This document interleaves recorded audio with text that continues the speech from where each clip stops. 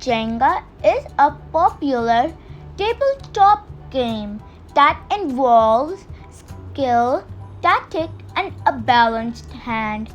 The game consists of a tower made of wooden blocks, typically arranged in a rectangular pattern of 18 rows, with 3 blocks per row.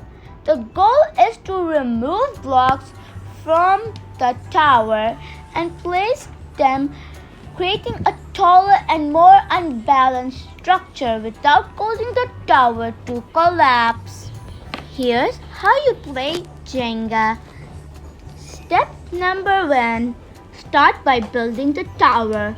Place 3 wooden blocks side by side in one direction, then place 3 more blocks on top of them, but perpendicular to the first layer. Continue this pattern until you have a tower with 18 layers.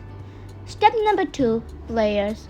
Jenga can be played by 2 or more players, but is usually more fun with a small group. Taking turns, the game begins with the tower fully assembled.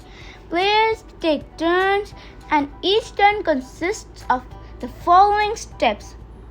Step number 1. Carefully remove one block from any level of the tower, except for the top layer. Using only one hand, you cannot touch or move other blocks. While doing this, step number 2. Once you successfully removed a block, place it on top of the tower, creating a new level. Step number 3. The tower becomes progressively more unstable as the game goes on, making it more challenging to remove blocks without causing the tower to collapse. When conditioned, the game continues until the tower collapses. The player who successfully places their block on top of the tower without causing it to fall is the winner. Jenga is a game that combines both skill and luck.